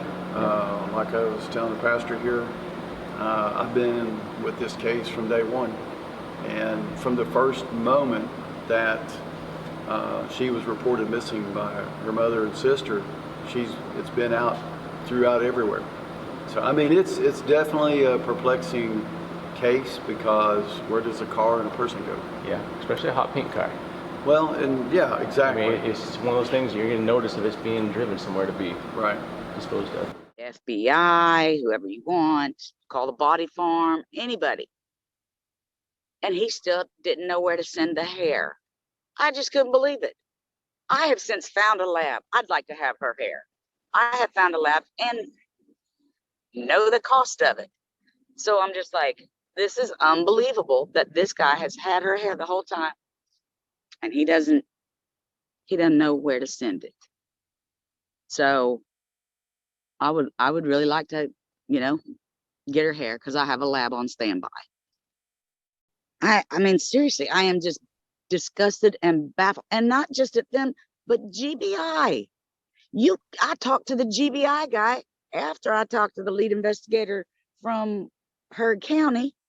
I sat there arguing that her car was inside the U-Haul. No, it wouldn't fit. Sir, I have a picture. I'm the one that called the tow truck to get it here, to get it out. No, it can't fit. Yes, sir. Do you want the picture? Yeah, send me the picture. And it's not the first time that they've argued with me over something that I have found or that I have had, and I just don't understand. I'm not trying to be against any of them, but dadgummit, I don't know if it's, just that area or what, but there's some serious issues going on over there. And I guess, because I live other place and I know how departments and things are run, that maybe that's what shocks me. Maybe over there that seems normal to them, but that shouldn't be the normal. They should have had a victim advocate after her death that stayed in touch with Elaine, that works with Elaine through this, get her into some counseling, get her a support system. These people have done nothing to help. All they've done is aggravated her and hurt her worse. When Elaine calls and says, "Call me, I need to ask you to set up an appointment," and instead of the lead investigator calling Elaine back, calls Elaine's sister or texts her, I can't remember which. You know why she'd be wanting to talk to me? What the crap does it matter? Call her back. You got time to call somebody else? Then you had time to call her back. You chose not to, because you don't want to be bothered with Elaine. And I think his mind and the other people's minds are already made up. They had no intentions on it ever going this long that people are trying to still get justice. I have to agree with you on that. As harsh as that sounded, it's even harsher on the victim's family when they're treated in the manner that they've been treated. Christy, thank you so much for taking time out of your day and sharing your insight, because there is a lot of viewers who aren't privy to this information, who continue to come back and ask for continuing coverage or any breaks in the case. And thus far, there hasn't been, except for the petition that was delivered to the grand jury. I feel it's important that we keep this case in the spotlight. Next, you're going to see some communications between Natalie and Jonathan, and it'll give you a better insight into their relationship. They show that Natalie had had enough of the alleged abuse that she endured at the hands of Jonathan. If I were Natalie, I would have perceived these as manipulation tactics and a way to control me. In my opinion, when it looks like he's not going to get his way, he attacked her character and her mother. He goes on to belittle her, bribe her, and even threaten her. But you can't keep a good woman down. Again, these are only my opinions. You guys draw your own conclusions.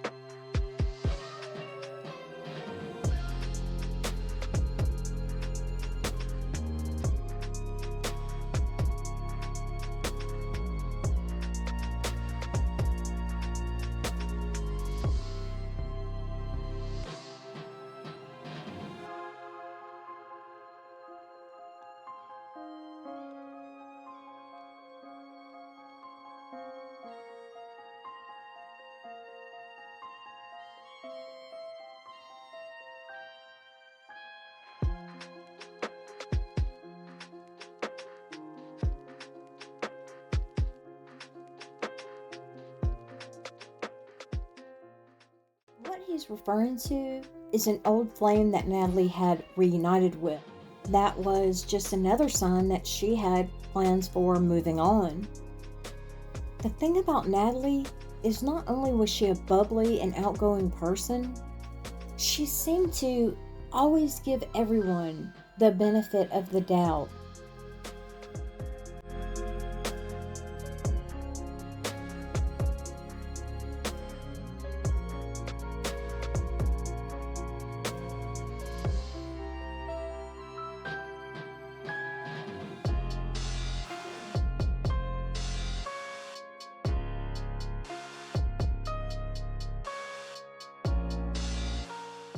She initially had intended on staying with the company.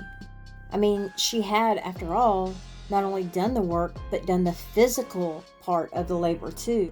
But at some point, it became obvious that things had changed for her. I think she realized he wasn't who she thought he was. And I believe she knew that there was nothing left to salvage.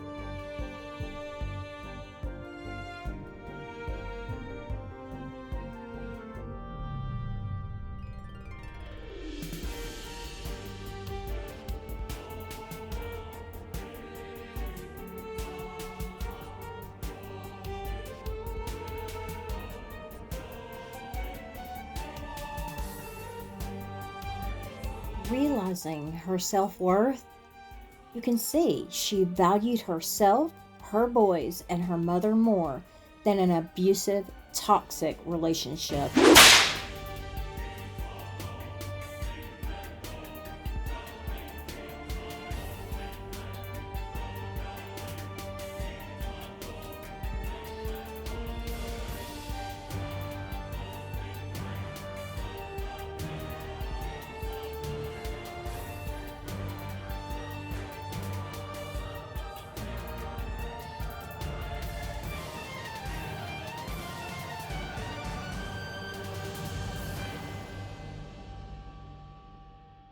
They were able to provide us tracking information of where he was during the time of Natalie Jones's disappearance.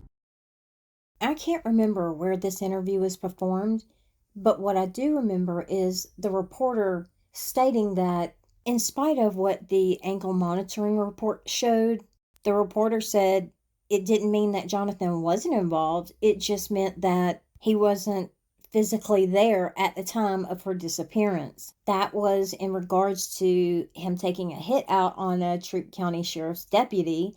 And the reporter said to him, but you don't have to be physically there to be involved in someone's disappearance. To which he said, you're right. Jonathan was under specific terms of agreement regarding his $100,000 bond. He was to reside at a specific home. He would have to wear a GPS ankle monitoring system. He was allowed to go to work, court, or any medical obligations. He would also be enrolled in a specific county drug testing program, and he would have to continue to follow the order that was in the TPO. For those of you who don't know what a TPO is, it's a formal court order that protects people from real or perceived forms of threat, such as abuse, harassment, or other harm. He was required to not have any contact with any known gang members or any other associates surrounding this case. But on August 23rd, there was a bond revocation hearing where the judge revoked his bond for violating the conditions of the bond, including leaving his home to go all these other places that wasn't part of the agreement.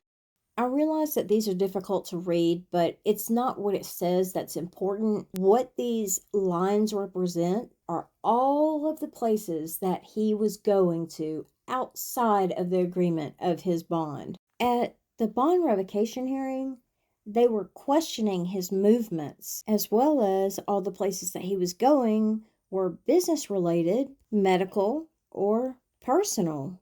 And also on the ankle monitoring form that he signed, it stated that if you have to go somewhere other than your business, you're supposed to call. There was testimony that stated he was allowed to go to church. And witnesses on behalf for Jonathan testified that he called and sent emails, and that he was doing what he was supposed to be doing. All of these locations were not addressed to his primary source of employment, which was the only one listed in the agreement. And though there were some that were probably associated with his side business, the countless other addresses did not lead him to a church. And regarding the GPS ankle monitoring system, the company has stated on here that addresses in this report are estimated and provided for informational purposes only. That satellite tracking does not warrant or guarantee the accuracy of the addresses in this report. Global positioning systems are not 100% accurate, and they just provide an approximation of a location, similar to that of cell tower pings, which we all know can be affected by a multitude of things. I mean, certainly I'm not the only one to put an address in a GPS and end up in a cornfield somewhere or the scary part of town. One last thing, in that bond revocation hearing, Jonathan was listed as a suspect in a criminal stalking trespass case on July 6th of 2020. Natalie went missing on July 5th, and that it was Natalie's half-sister's brother that was offered the money to kill Natalie's ex-boyfriend. Next, I'm going to introduce you to another admin for the Facebook group, Natalie Jones. Her story is not over. Her name is Lori. She has a different point of view because she actually joined in on the search for Natalie. She's from the area that Natalie was from when she went missing and when she was found.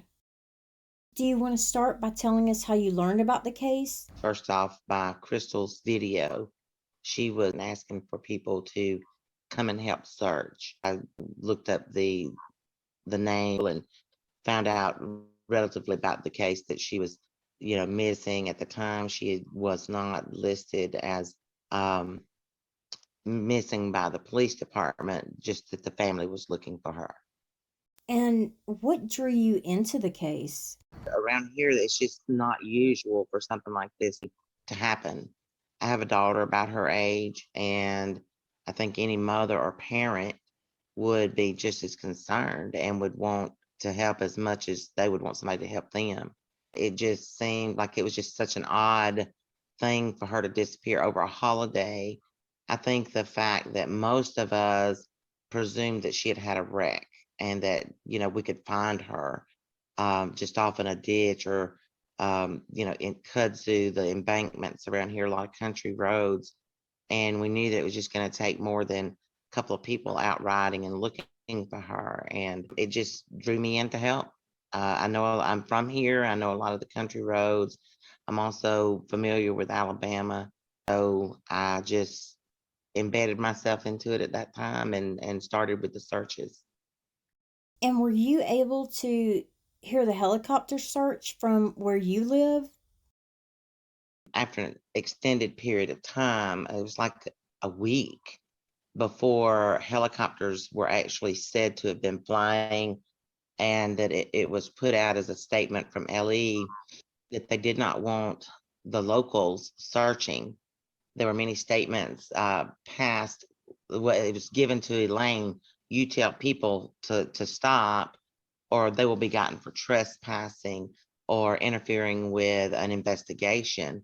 And at the time, we weren't worried about an investigation. We were trying to find Natalie. At that time, no one thought that, she had met her demise. We thought she was wrecked somewhere. And there was many people, suggesting, hey, people run off in these kudzu patches. And at that time, they may be trapped in the car, but be alive for days.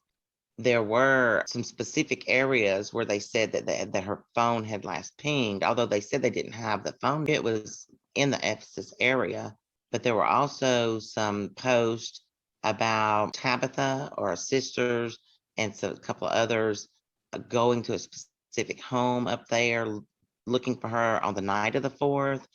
And so I think that's what actually drew us all to the area anyway.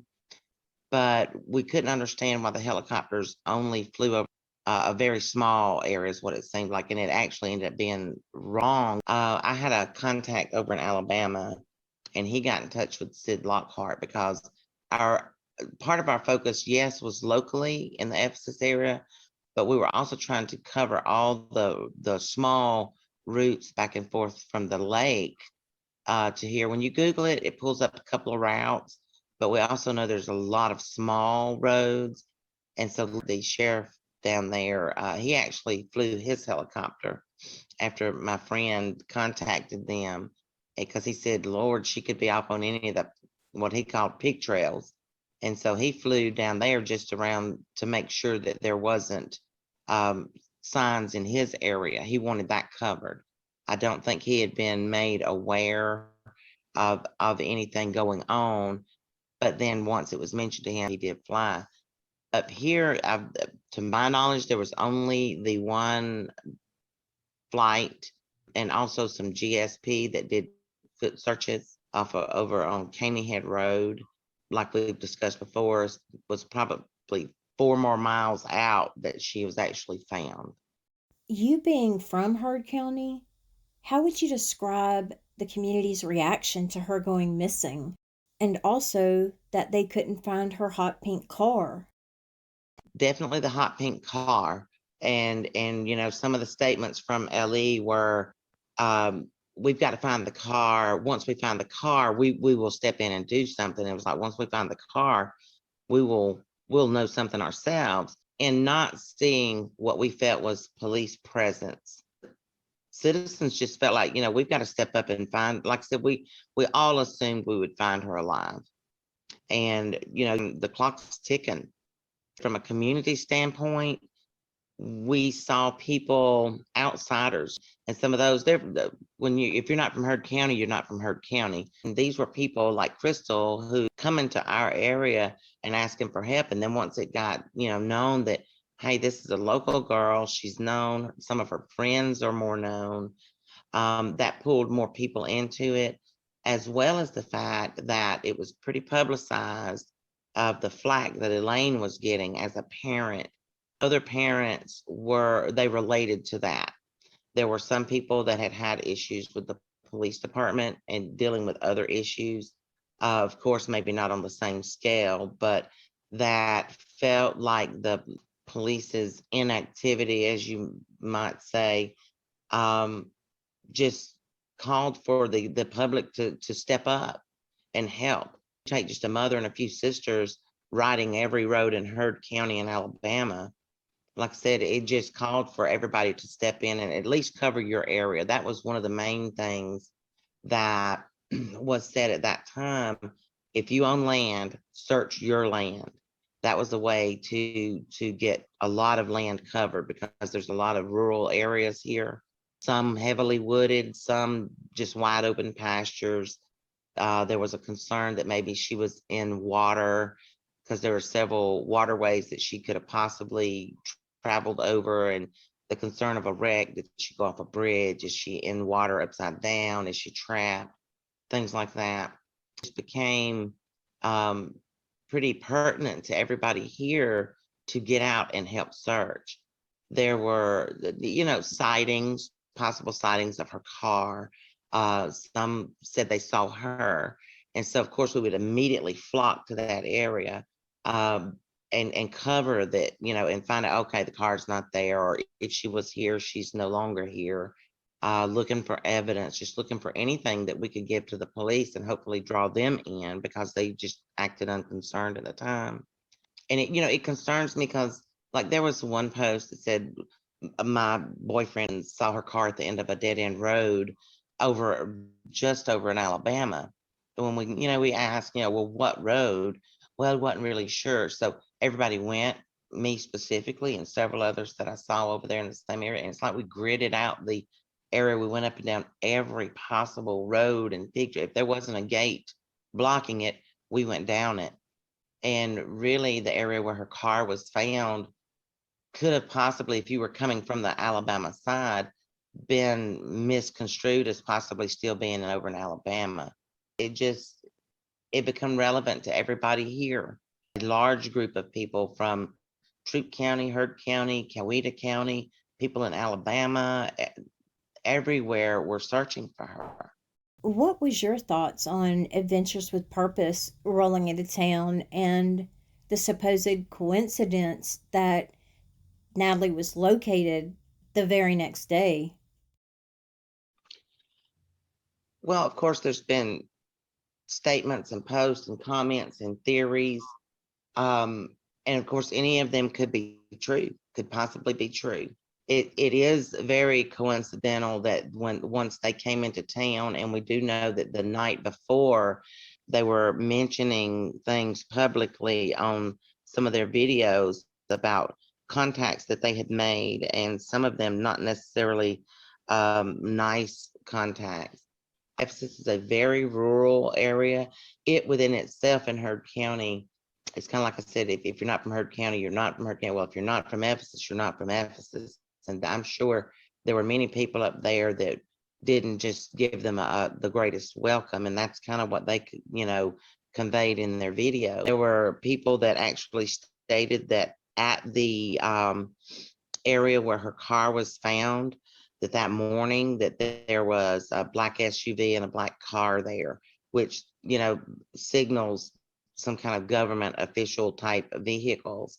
They're, although it is rural, it is heavily traveled because it's kind of cut through area between Heard County and Carroll County. And a lot of people leave the area and go to work every day. They don't just work from home, although there are some farms over there. So it's pretty heavily traveled. And from what we saw from the videos, yes, they did go up onto an embankment. I think that was kind of the distance up was misconstrued. They said it was like 32 feet up in the air. The gentleman on the video, you can see, takes a couple of strides up to get onto the top of the hill.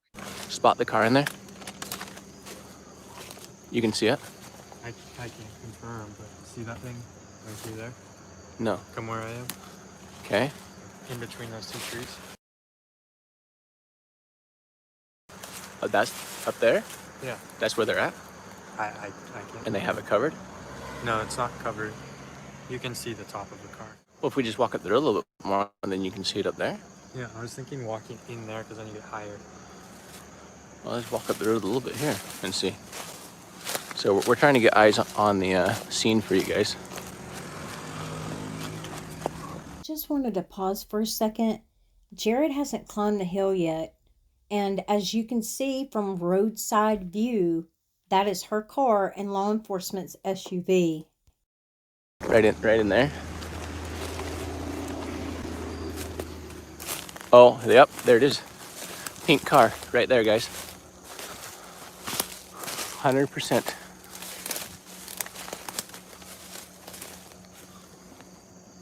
There it is.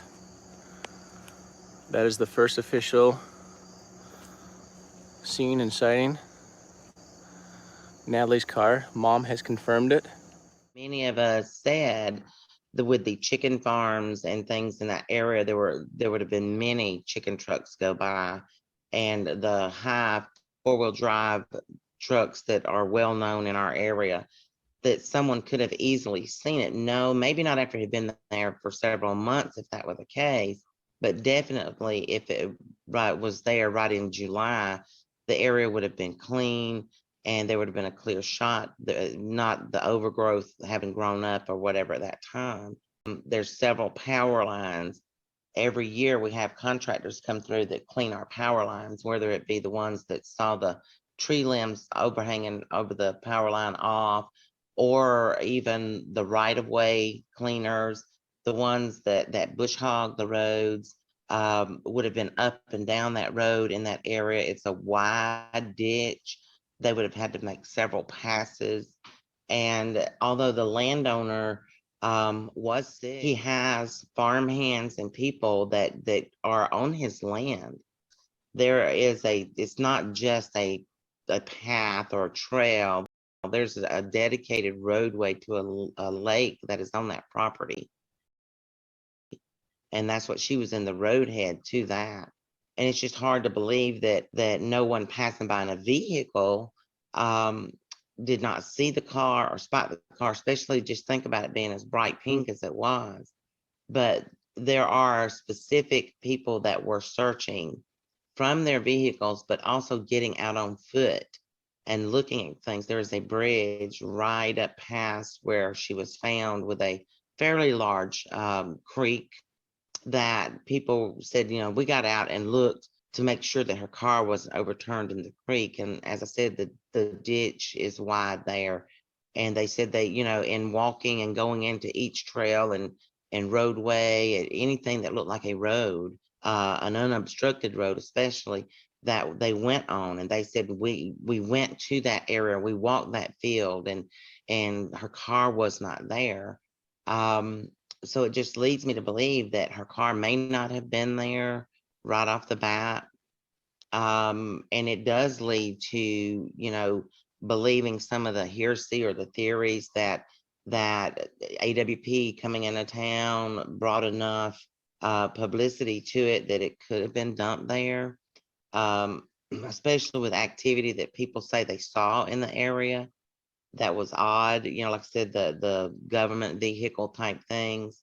Also, you think about the fact the gentleman that bush hogged that field area, he was allowed to bush hog the entire area. Look at pictures that were taken afterwards. It even looks like the area where her car was sitting was bush hogged. You can see like chopped stems and things, and that was a concern to anybody. And that's why it kind of leads a lot of people to believe that there was some type of cover up or misinformation going on around this case. The law angle, it's almost like they caused even more of a presence by the people, because what we saw was them getting angry at us. For us, we felt like technically doing their job for them.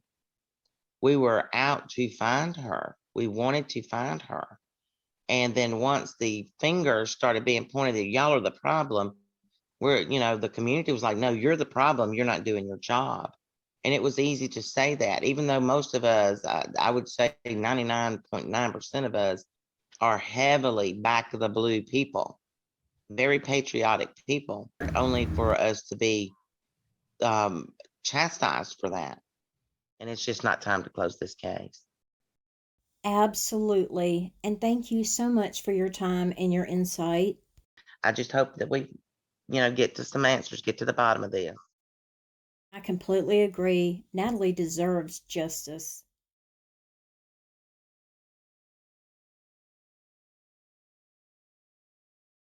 Natalie was transported to the Georgia Bureau of Investigation for processing an autopsy. The medical examiner's office at the GBI provides complete forensic pathology services to 153 of Georgia's 159 counties in deaths that qualify as coroner cases under the Georgia Death Investigation Act. According to the Georgia Bureau of Investigation Division of Forensic Sciences, the Georgia Death Investigation Act requires that the coroner or county medical examiner of the county where the body is found or where the death occurs be notified, and that a medical examiner's inquiry be made in all deaths that occur in this state that meet the following criteria. Regarding Natalie, it would fall under number 5, and that is any suspicious or unusual manner of death. The autopsies that are conducted at the GBI consist of 8 medical examiners, 10 investigators, 5 forensic pathology assistants, 2 photographers, 2 secretaries, and 3 transcriptionists. The GBI got involved at the family's request of law enforcement. Natalie's autopsy began on October 8, 2020 at 11:05 a.m. Her body was received in 2 body bags, weighing only 47 pounds. One of the first things they did was x-ray her body. Along with the physical examination, the sternum, ribs, and spine revealed no identified fractures. On the external examination, they noted that the body was in a state of moderate to advanced post-mortem decomposition. Her hands and feet were prominently mummified, as were other areas of the body to a variable extent. The skin of the body was intact, except where otherwise noted. There were no obvious signs of foul play or skull fractures. Now, when I mentioned the word defect, I just want to point out that in medical terminology, that's comparable to an imperfection, failure, or absence of. But it's interesting to note that her skull exhibited areas of exposure superiorly, and then 2 partial thickness scalp defects, up to 1/2 inch, were on the right temple and right lateral scalp immediately above her ear. But they did not say representing defects caused by insect activity or superficial skin breakdown. They didn't compare it to anything. They just stated it matter-of-factly. And again, there were no skull fractures found. And I'm not suggesting that they missed something, or even that I know more than a GBI medical examiner. I just found it interesting that they didn't compare it like they did with other areas of defects. Take from it what you will, but keep in mind they did say her skull exhibited areas of exposure superiorly, and also that the right ear was mostly mummified. Later, though, I'll explain a little more in detail of why I found it interesting. The greater horns of her hyoid bone were intact, but her larynx was non-existent due to decomposition. The hyoid bone is the U-shaped bone of the neck that is fractured in 1/3 of the homicide cases of strangulation in the U.S. That's not to say that all cases have a fractured bone, just that 1/3 of those homicides are fractured. The fact that her larynx was absent, as were soft tissues and underlying structures due to decomposition, they were unable to identify any trauma or marks in that area. Anthropological analysis revealed no perimortem injuries. In layman's terms, that means directly before or at death.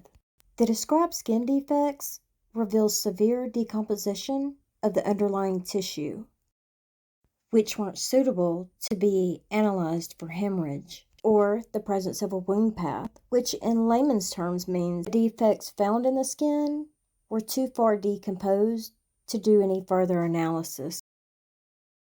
Examination of the shirt revealed 2 elongated linear oval defects on the left anterior sleeve region, approximately 3/16 and 1/2 inch in length. The shirt, though, appears otherwise intact. At the time of Natalie's disappearance, the GBI was reported as saying that she wore a pink and white striped top and white shorts, but her top was actually red and white striped, and the medical examiner documented it as short tan-colored denim-appearing pants. I'm unsure if the media reported it incorrectly, but Natalie was reported as wearing white shorts while at the lake. It's just a side note. I don't know if there's any significance to this or not. I guess just to know if she pulled over and changed her clothes somewhere, or if she did it in the car. But he goes on to say that the pants reveal numerous areas with insufficient tattered defects. I don't know for certain. I'm just assuming here that this is the tattered defect that he's referring to. But more importantly, it was in addition to these that there were 3 small oval defects on the posterior aspect of the pants, corresponding to the location of the midline buttocks. Key words being in addition to. In my opinion, the 3 small oval defects on the posterior aspect of the pants, and again, just my opinion here, that during the stage of lividity, it could represent pressure points of her in a sitting position. It's where the blood would pull because of gravity from the position that she was last sitting in. Again, going on assumptions here, so take from it what you will. If I were to be sitting and not in the driving position in my car, propped back a little, that could explain why those defects were found where the coccyx or tailbone is positioned, versus right here where the primary pressure points would be if you were in an upright driving position. So let's talk about her toxicology screen. Obviously, her circulatory system was non-existent, so they were unable to access venous blood. And honestly speaking, on a deceased person, it's commonly routine for them to draw the vitreous fluid from the eye versus the blood. The vitreous fluid is the gel-like fluid that fills your eye, and it's full of fibers that attach to your retina. Unfortunately, that wasn't available either. The thighs revealed severely decomposed, mummified skeletal muscle, which is the source that they chose to test. Her drug confirmation results were negative for cocaines, cocaine metabolites, certain barbiturates, certain cannabinoids like marijuana, also negative for opioids, which is a commonly prescribed narcotic pain medication, and certain benzodiazepines, which Xanax would fall into that category. Now, for those of you that notice number 2, quantity of specimen precludes analysis for amphetamine. And what that means is they had enough of the specimen to test for the other drug classifications, but not enough of the specimen left over to analyze or perform additional testing for amphetamines. As most of you know, amphetamines are a controlled and prescribed medication, and it's a stimulant used to treat certain disorders such as ADD, ADHD, narcolepsy, or certain types of seizure disorders, and can also be prescribed for appetite suppressant for weight loss. And then there are the street drugs, which require more or specific type testing. However, most of the hardcore street drugs are an actual derivative that come from the primary or main components that you would find in cocaine, methamphetamines, and drugs of that nature. Not all, but the vast majority. So let's talk about what the bottom of the report said. Measurement uncertainty. Estimations of measurement uncertainty for all toxicology calibrations are reported to coverage probability of 95.45%. How accurate was this screening? Well, we can look at the measurement uncertainty, which is defined as a parameter associated with the result of a measurement that characterizes the dispersion of the values that could reasonably be attributed to the measurand. The idea here is dispersion or variation of replicate measurements, resulting with all estimating true properties or concentration of interest, which is the measurand. Most of us who are true crime viewers are aware that the bacteria make breakdown drugs and their metabolites with progressive diminution in levels until detection may no longer be possible. This is why following through on having her hair tested would be one way to help reduce the amount of speculation, rumors, or theories cycling through on social media. Hair testing is able to detect a pattern of repetitive drug use for up to 90 days. Like Christy, I was able to easily find several labs that perform the necessary testing. The top 2 most common labs in the nation offer these tests as well as drug addiction history and drug toxicity. Now back to what I was saying earlier about the scalp defects. When human remains are inside of something and not exposed to the elements, like that of wind, rain, direct sunlight, wild animals, or even insects, a living being is going to break down differently. And in Natalie's case, where various parts of her body was mummified, including internal skeletal muscle, is not as common. In my opinion, she was in a high temperature environment, which can cause skin and internal organs to dry up, causing certain parts of the body to become mummified. And I think the details in the autopsy report support that she was in an environment that was conducive to produce those types of results. Now, whether she was in her car in that field or not, she was somewhere where she was exposed to abnormally high temperatures, like that of the inside of a car in the summertime. And certain insects cannot survive in those temperatures, resulting in slower decomposition. I'm not a medical examiner, medical doctor, or anthropologist. These are just my opinions. Now, we can briefly cover a few things of what she could have passed away from. Could she have had a stroke or abnormal rhythm of the heart? What about a misfire of the heart's electrical system? Could she have had a heart attack? Or could she have thrown a clot? None of these could be ruled out due to the absence of internal organs. Of course, genetics and family history would all factor into that, but in addition to that, she was only 27 years old. And according to her mother, Elaine, she was in an otherwise healthy condition. Again, I'm not a medical doctor, but with 19 years of experience and extensive knowledge in the medical field, in my opinion, these things are highly unlikely. Findings and diagnosis: advanced postmortem decomposition, no identified traumatic injuries, reports of toxicological testing of skeletal muscle, no drugs detected. It is the opinion of the medical examiner that the death investigation, autopsy, and toxicology testing of Natalie Jones did not reveal a clear cause of death, and there were no identified traumatic injuries. The cause of death, undetermined. The manner of death, undetermined as well.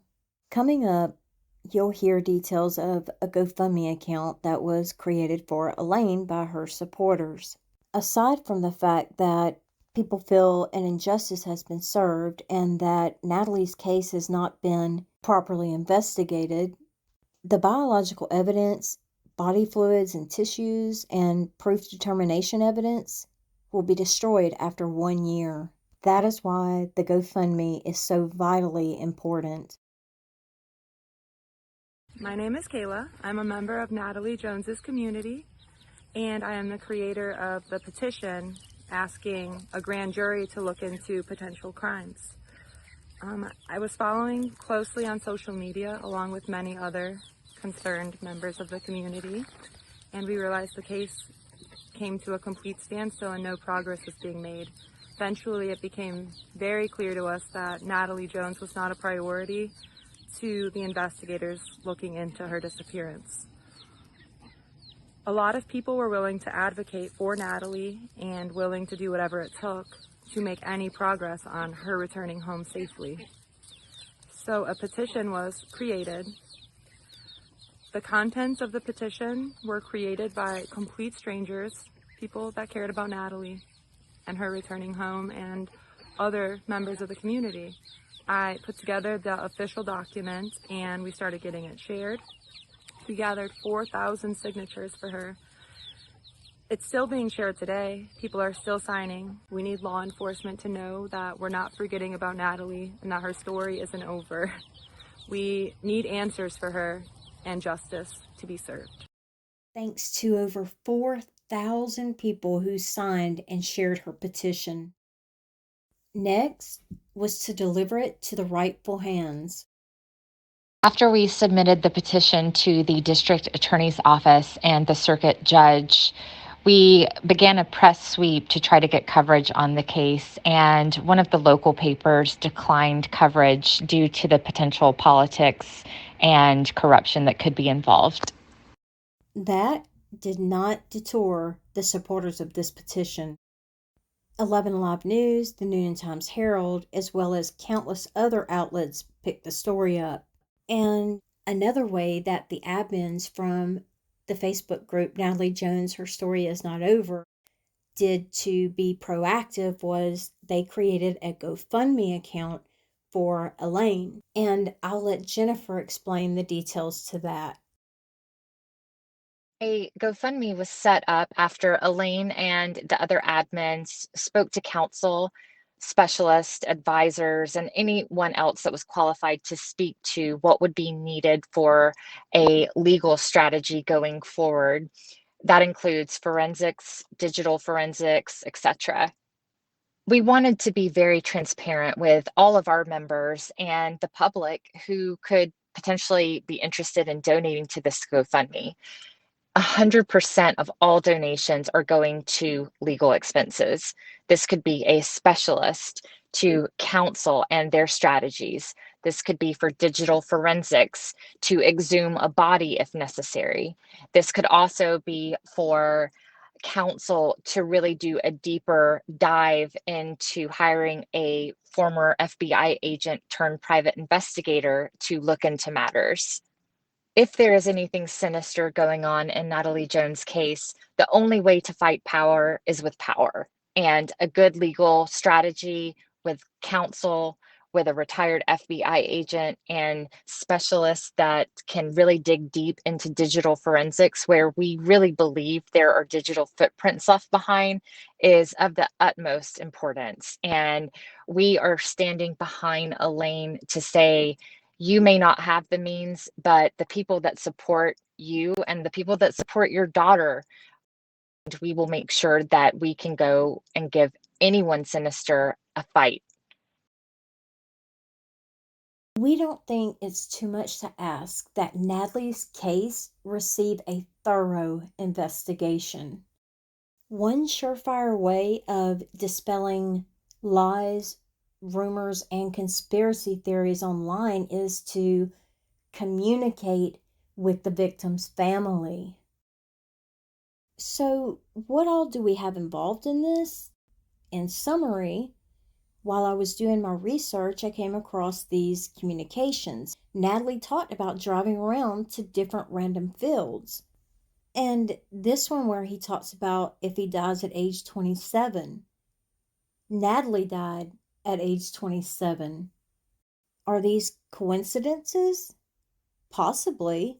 We know that there were people closely involved with Natalie who were in the drug and sex trafficking world. We have Jonathan, who allegedly abused and was charged with drug trafficking. And while in jail, he put a hit out on a Troup County Sheriff deputy. He threatened his ex-wife and put a hit out on her boyfriend, who happened to be one of Natalie's ex-boyfriends, who Natalie placed a restraining order against in 2018. Then we have a person who was allegedly accused of running a sex trafficking ring by a police officer in a specific town, who Natalie spoke out against and publicly named as her alleged sex offender. Then there are those who she associated with, who ran in both circles, which, by the way, consists of drugs and sex trafficking. Then there's the tumultuous custody battle. Fact: Natalie's sunglasses, her phone, and her Apple Watch went missing when Natalie did. 3 personal items she would have used daily. Fact: Natalie was listed as a secretary on Jonathan's Wi-Fi business. And I'm not talking about an administrative secretary. I'm referring to a secretary of business. Fact: one of the incorporators for Jonathan's business holds a high-ranking position in the political field. All of the incorporators held stock in that business. Also a fact: JL's attorney has a family member that is married to a United States governor. And I'm not insinuating that any of these people are involved. I'm just simply stating the facts. Opinion: Natalie had no business being involved with any of these people, specifically a known criminal. And I think Natalie began to realize this after she began speaking out publicly on social media. And your last fact, that is all I'm going to say in regards to this situation. There's an old saying that what you put out in the universe will come back to you. And there's a quote by Voltaire that applies to both Elaine and Natalie. We owe the living respect. We owe the dead the truth. Love you, Mama. We're gonna be alright.